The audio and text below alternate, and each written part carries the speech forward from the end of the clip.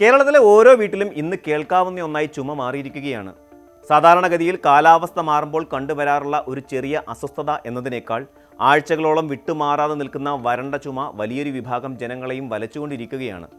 ആശുപത്രികളുടെ OP വിഭാഗങ്ങളിൽ എത്തുന്നവരിൽ പകുതിയിലധികം പേരും സമാനമായ ലക്ഷണങ്ങൾ പങ്കുവയ്ക്കുന്നു എന്നത് സംസ്ഥാനത്തെ പൊതുജനാരോഗ്യം നേരിടുന്ന ഗൗരവകരമായ ഒരു സാഹചര്യത്തെയാണ് വിരൽ ചൂണ്ടുന്നത്. വെറുമൊരു ചുമയല്ലേ എന്ന് കരുതി അവഗണിക്കുന്നവർ ചെന്നെത്തുന്നത് ന്യൂമോണിയ പോലെയുള്ള സങ്കീർണമായ അവസ്ഥകളിലേക്കാണെന്ന മുന്നറിയിപ്പ് ആരോഗ്യ വിദഗ്ധർ ഇതിനോടകം നൽകിക്കഴിഞ്ഞു. കേവലം ഒരു പ്രാദേശികമായ ആരോഗ്യ പ്രശ്നം എന്നതിനേക്കാൾ മാറുന്ന വൈറസ് വകഭേദങ്ങളും കാലാവസ്ഥാ വ്യതിയാനവും നമ്മുടെ രോഗപ്രതിരോധ ശേഷിയെ എങ്ങനെയെല്ലാം ബാധിക്കുന്നു എന്നതിൻ്റെ ഉദാഹരണമാണ് ഇപ്പോൾ കണ്ടുവരുന്ന ഈ രോഗവ്യാപനം. നിലവിൽ നാടെങ്ങും പടർന്നു പിടിക്കുന്ന ഈ വരണ്ട ചുമയ്ക്ക് പിന്നിൽ പ്രധാനമായും 3 തരം വൈറസുകളാണ് ഉള്ളത്. റെസ്പിറേറ്ററി സിൻസിഷ്യൽ വൈറസ് അഥവാ RSV, റൈനോ വൈറസ്, മെറ്റാന്യൂമോ വൈറസ് എന്നിവയാണ് അവ. മുൻകാലങ്ങളിൽ ഇത്തരം വൈറസ് ബാധകൾ കുറച്ച് ദിവസങ്ങൾക്കുള്ളിൽ ഭേദമാകുന്നുവെങ്കിൽ ഇപ്പോൾ ആഴ്ചകളോളം ഈ അസ്വസ്ഥത നീണ്ടു നിൽക്കുന്നതായാണ് കാണുന്നത്. കോവിഡിന് ശേഷമുള്ള കാലഘട്ടത്തിൽ നമ്മുടെ ശ്വസന വ്യവസ്ഥയിലുണ്ടായ മാറ്റങ്ങളോ വൈറസുകളുടെ ജനിതക മാറ്റങ്ങളോ ഇതിന് കാരണമാകുമെന്ന് സംശയിക്കപ്പെടുന്നു. പലപ്പോഴും പനിയോ ജലദോഷമോ ആയി തുടങ്ങുന്ന അസുഖം പനി മാറിയാലും ശമിക്കാത്ത ചുമയായി മാറുന്നു. ഇത് കൃത്യസമയത്ത് ചികിത്സിച്ചില്ലെങ്കിൽ ശ്വാസകോശത്തെ ബാധിക്കുകയും ബ്രോങ്കെയിൽ ആസ്മ അല്ലെങ്കിൽ വിട്ടുമാറാത്ത ന്യൂമോണിയ എന്നിവയിലേക്ക് നയിക്കുകയും ചെയ്യുന്നു. പ്രത്യേകിച്ച് കൊച്ചുകുട്ടികളിലും പ്രായമായവരിലും ഈ വൈറസുകൾ വലിയ രീതിയിൽ ശാരീരിക തളർച്ചയാണ് ഉണ്ടാക്കുന്നത്. ഈ സാഹചര്യത്തിൽ ഏറ്റവും അപകടകരമായ ഒരു പ്രവണതയായി ഡോക്ടർമാർ ചൂണ്ടിക്കാട്ടുന്നത് സ്വയം ചികിത്സയാണ്. പനി വന്നാലുടൻ മെഡിക്കൽ സ്റ്റോറുകളിൽ നിന്ന് ആൻറ്റിബയോട്ടിക്കുകളോ കഫ് സിറപ്പുകളോ വാങ്ങി കഴിക്കുന്നത് മലയാളികളുടെ ഒരു ശീലമായി മാറിയിട്ടുണ്ട്. എന്നാൽ വൈറൽ രോഗങ്ങളിൽ ആൻറ്റിബയോട്ടിക്കുകൾക്ക് വലിയ സ്ഥാനമില്ലെന്നും അനാവശ്യമായി ഇത്തരം മരുന്നുകൾ ഉപയോഗിക്കുന്നത് ശരീരത്തിലെ പ്രതിരോധ ശേഷിയെ നശിപ്പിക്കുമെന്നും തിരിച്ചറിയേണ്ടതുണ്ട്. സ്വന്തം നിലയ്ക്ക് കഫ് സിറപ്പുകൾ ഉപയോഗിക്കുന്നത് ചുമയെ താൽക്കാലികമായി അടിച്ചമർത്തുമെങ്കിലും ശ്വാസകോശത്തിലെ അണുബാധയെ അത് സങ്കീർണമാക്കിയേക്കാം. ഇത് പിന്നീട് സെക്കൻഡറി ഇൻഫെക്ഷനുകളിലേക്ക് വഴിമാറുകയും രോഗിക്ക് കൂടുതൽ തീവ്രമായ ചികിത്സ വേണ്ടിവരുന്ന അവസ്ഥ ഉണ്ടാക്കുകയും ചെയ്യുന്നു. 3 ആഴ്ചയിൽ കൂടുതൽ നീണ്ടു നിൽക്കുന്ന ചുമയുണ്ടെങ്കിൽ ഒരു പൾമനോളജിസ്റ്റിനെ കണ്ട് എക്സ്റേയോ അല്ലെങ്കിൽ പൾമിനറി ഫംഗ്ഷൻ ടെസ്റ്റോ നടത്തേണ്ടത് അത്യന്താപേക്ഷിതമാണ്. ശ്വാസകോശ സംബന്ധമായ അസുഖങ്ങൾ ഒരു വശത്ത് പടരുമ്പോൾ തന്നെ നിശബ്ദമായ കൊലയാളിയായി ഹെപ്പറ്റൈറ്റിസ് രോഗം ഇന്ത്യയിലുടനീളം പടരുന്നു എന്ന റിപ്പോർട്ടുകൾ ആശങ്ക വർദ്ധിപ്പിക്കുന്നു. പ്രത്യേകിച്ച് 30 വയസ്സ് മുതൽ 54 വയസ്സ് വരെയുള്ളവരിലാണ് ഈ രോഗം കൂടുതൽ വ്യാപിക്കുന്നത്. കരളിനെ ബാധിക്കുന്ന മാരകമായ ഈ അസുഖം പലപ്പോഴും പ്രകടമായ ലക്ഷണങ്ങൾ കാണിക്കില്ല എന്നതാണ് ഇതിനെ കൂടുതൽ അപകടകാരിയാക്കുന്നത്. ശരീരം ലക്ഷണങ്ങൾ കാണിച്ചു തുടങ്ങുമ്പോഴേക്കും രോഗം കരളിനെ പൂർണ്ണമായും നശിപ്പിച്ചിട്ടുണ്ടാകാം. ഹെപ്പറ്റൈറ്റിസ് B, C എന്നിവ ദശലക്ഷക്കണക്കിന് ഇന്ത്യക്കാരെ ബാധിച്ചിട്ടുണ്ടെന്നാണ് ആരോഗ്യരംഗത്തെ വിദഗ്ധർ പറയുന്നത്. രോഗനിർണയം വൈകുന്നത് ലിവർ ഫൈബ്രോയിഡ് അല്ലെങ്കിൽ സിറോസിസ് എന്ന അവസ്ഥയിലേക്കും തുടർന്ന് ലിവർ ക്യാൻസറിലേക്കും നയിക്കാം. ഹെപ്പറ്റൈറ്റിസ് B കൃത്യമായ ചികിത്സയിലൂടെ പ്രതിരോധിക്കാൻ കഴിയുമെങ്കിലും C വിഭാഗം രോഗനിർണയം വൈകിയാൽ കരളിന് മാറ്റാനാവാത്ത കേടുപാടുകൾ സംഭവിക്കാൻ സാധ്യതയുണ്ട്. ഹെപ്പറ്റൈറ്റിസ് രോഗവ്യാപനത്തെക്കുറിച്ച് സമൂഹത്തിൽ നിലനിൽക്കുന്ന തെറ്റായ ധാരണകൾ തിരുത്തേണ്ടതും അത്യാവശ്യമാണ്.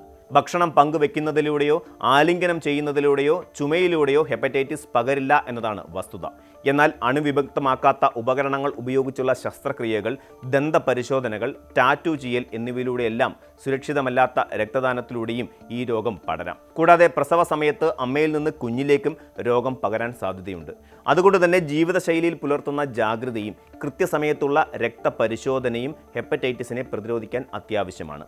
മുതിർന്നവരിലും കുട്ടികളിലും ഒരുപോലെ ബാധിക്കാവുന്ന ഈ രോഗം ദീർഘകാല ചികിത്സ ആവശ്യമായ ഒന്നായതിനാൽ തുടക്കത്തിലെ തിരിച്ചറിയുക എന്നത് മാത്രമാണ് ഏക പോംവഴി.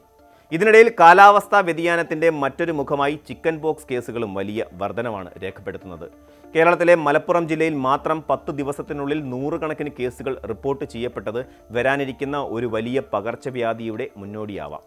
സാധാരണയായി തണുപ്പ് കാലത്ത് നിന്ന് വേനലിലേക്ക് മാറുമ്പോഴാണ് ചിക്കൻ പോക്സ് പടരാറുള്ളത്. എന്നാൽ ഇത്തവണ ചൂട് നേരത്തെ ആരംഭിച്ചത് വൈറസുകൾക്ക് അനുകൂലമായ സാഹചര്യം ഒരുക്കുകയാണുണ്ടായത്. പാലക്കാട്, കണ്ണൂർ, കോഴിക്കോട് ജില്ലകളിലും രോഗബാധിതരുടെ എണ്ണം ഉയരുകയാണ്. വാരിസെല്ല സോസ്റ്റർ വൈറസ് കാരണമുണ്ടാകുന്ന ഈ രോഗം കുമിളകളിലെ സ്രവങ്ങളിലൂടെയും ശ്വസനത്തിലൂടെയും അതിവേഗം പടരും. സ്കൂളുകളും ഓഫീസുകളും പോലെ ആളുകൾ ഒത്തുചേരുന്ന ഇടങ്ങളിൽ രോഗം വേഗത്തിൽ വ്യാപിക്കാൻ ഇത് കാരണമാകുന്നു.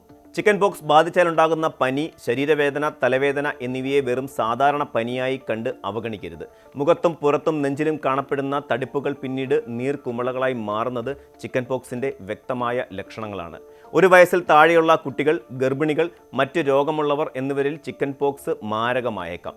രോഗലക്ഷണങ്ങൾ കണ്ടു തുടങ്ങുന്നതിന് 2 ദിവസം മുമ്പ് മുതൽ കുമിളകൾ പൂർണ്ണമായും ഉണങ്ങുന്നതുവരെ രോഗിയിൽ നിന്ന് വൈറസ് മറ്റുള്ളവരിലേക്ക് പകരാം. അതിനാൽ രോഗം ബാധിച്ചവർ കൃത്യമായ ഐസൊലേഷനിൽ കഴിയേണ്ടതും മറ്റുള്ളവരുമായുള്ള സമ്പർക്കം ഒഴിവാക്കേണ്ടതും വളരെ അത്യാവശ്യമാണ്. ആരോഗ്യവകുപ്പിന്റെ നിർദ്ദേശങ്ങൾ പാലിച്ചുകൊണ്ടുള്ള ചികിത്സയും വിശ്രമവും രോഗവ്യാപനം തടയാൻ സഹായിക്കും.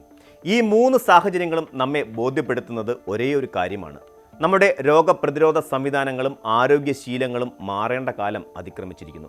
വൈറസുകൾ അവയുടെ സ്വഭാവം മാറ്റിക്കൊണ്ടിരിക്കുമ്പോൾ നാം പഴയ ചികിത്സാ രീതികളും അശ്രദ്ധയും തുടരുന്നത് വലിയ അപകടമാണ്. ചെറിയൊരു ചുമയാണെങ്കിലും പനിയാണെങ്കിലും കൃത്യമായ വൈദ്യസഹായം തേടുക എന്നത് നമ്മുടെ ഉത്തരവാദിത്തമാണ്. അതോടൊപ്പം തന്നെ വ്യക്തിശുചിത്വം പാലിക്കുന്നതും ശരിയായ ആഹാരക്രമം പിന്തുടരുന്നതിലൂടെയും നാം ശ്രദ്ധാലുക്കളാകണം.